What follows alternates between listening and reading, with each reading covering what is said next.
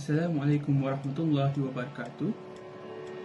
Kami dari kumpulan 11 dan nama kumpulan kami adalah kumpulan Kaki ingin membentangkan tentang kes study 2 dan cara penyelesaian untuk kes study 2. Kes study 2 ini di bawah tajuk Matematik Kejuruteraan 1 kod PAC 11203 dan kes 2 ini berada di bawah subtopik Application of Integration yang bermaksud aplikasi pengamiran. Sebelum saya meneruskan pembentangan saya ingin memperkenalkan diri saya terlebih dahulu dan ahli kumpulan saya. Nama saya Ahmad Saiful Nizam bin Nizam, saya dari Seksyen 2. Airil Azman bin Hamad Zaman dari Seksyen 2.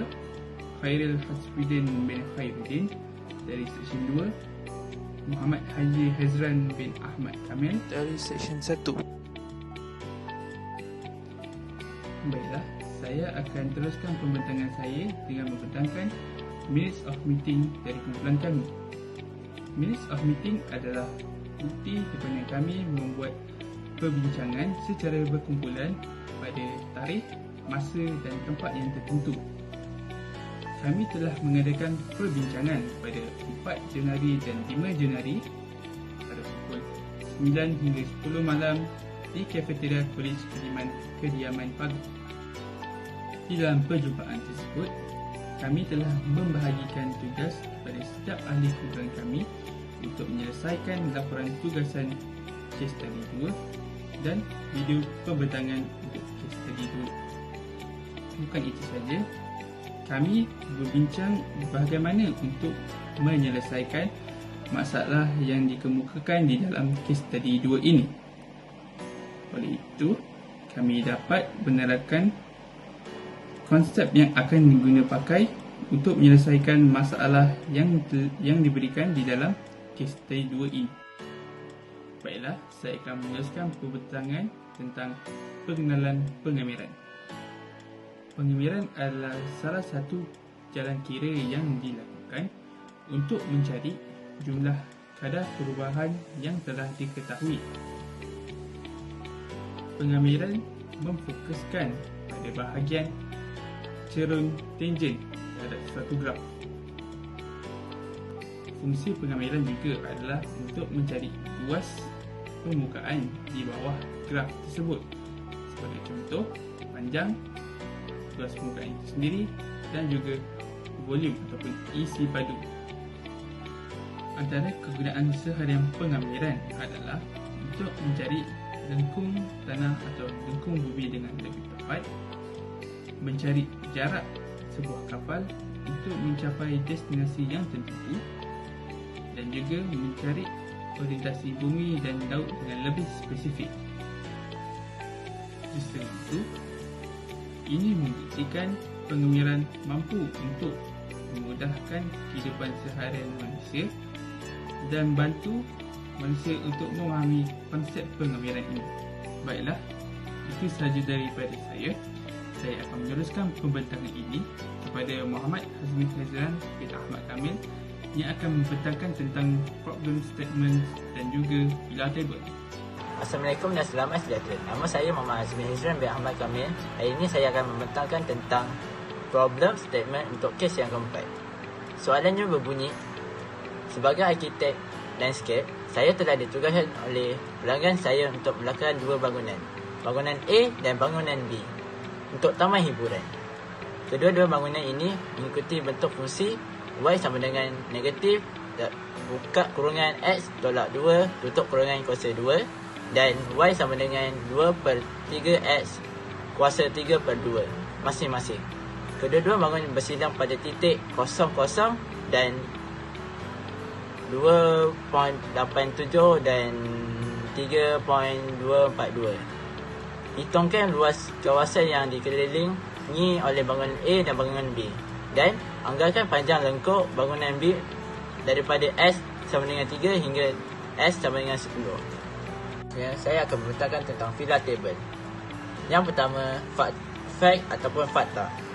Fakta yang pertama, sebagai arkitek landscape, saya telah ditugaskan oleh klien saya untuk melakar dua bangunan, bangunan A dan bangunan B, untuk taman hiburan.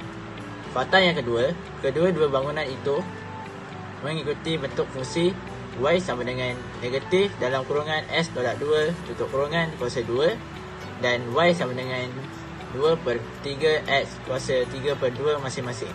Fakta yang ketiga, kedua-dua bangunan itu bersilang pada titik 00 dan 2.87, 3.242. Seterusnya, learning issue. Learning issue yang pertama, mencari atau menghitung luas kawasan yang dikelilingi oleh bangunan A dan bangunan B. Dan yang kedua, anggarkan panjang lengkuk bangunan B daripada X sama dengan 3 hingga X sama dengan 10. Seterusnya, idea untuk menyelesaikan kes kedua ini. Idea yang pertama, kita boleh mengira kawasan area atau kawasan antara bangunan A dengan bangunan B dengan menggunakan formula height BA fungsi fx tolak dx. Idea yang kedua, untuk mencari panjang lengkuk untuk bangunan B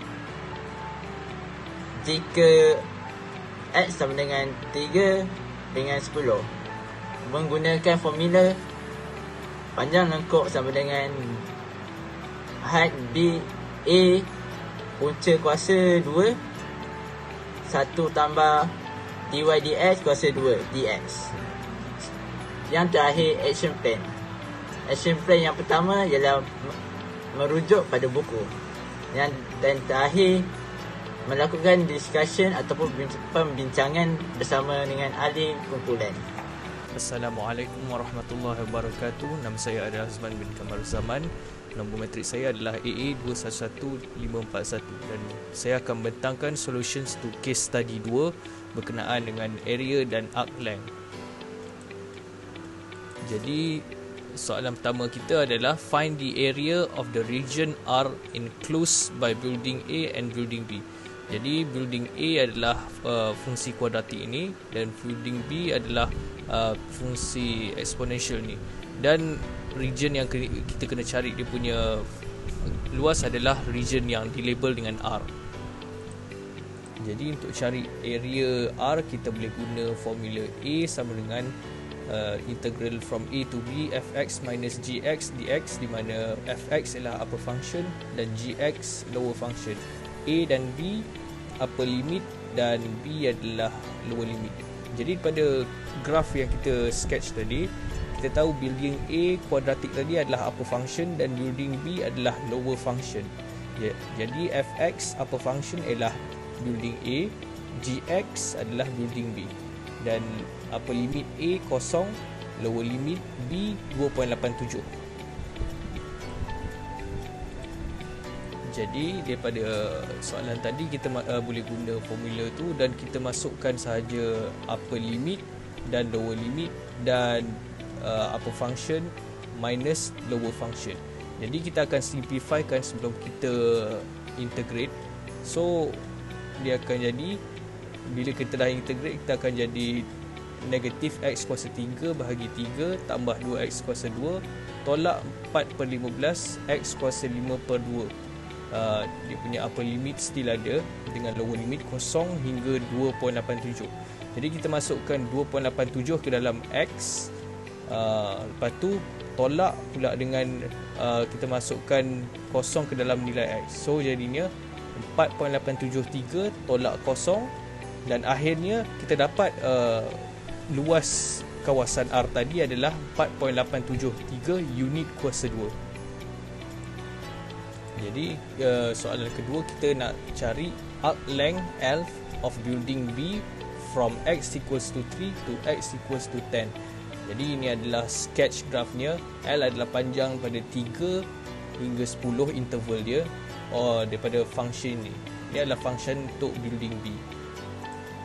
Jadi untuk cari arc length, kita boleh guna formula L sama dengan integral from A to B square root of 1 plus derivative of y square dx, di mana L tu ialah arc length A lower limit, B upper limit, dy per dx adalah derivative of given function. Jadi daripada formula tadi kita akan cari arc length L of building B. So kita dah tahu y sama dengan 2/3 x kuasa 3/2. Kita differentiate, kita akan darab dengan 3/2 dengan power kita minus 1. Lepas tu kita akan dapat x kuasa 1/2. So square root x untuk dy per dx. So kita tambah 1 kuasa 2 kan dy per dx, kita akan dapat 1 tambah square root x kuasa 2, 1 tambah x. Kemudian kita masukkan sahaja dalam formula tadi, formula arc length, upper limit, lower limit dan 1 tambah x tadi. So dia akan jadi integral from 3 to 10 square root of 1 plus x dx.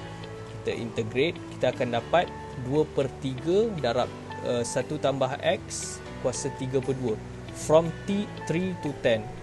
So kita masukkan 10 ke dalam nilai x dan 3, dan kemudian kita tolakkan dengan masukkan 3 ke dalam nilai x.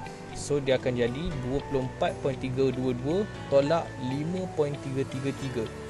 Dan kita dapat arc length tu, jawapan dia adalah 18.989 units. Jadi itu sahaja daripada saya untuk solutions to case study 2 ini.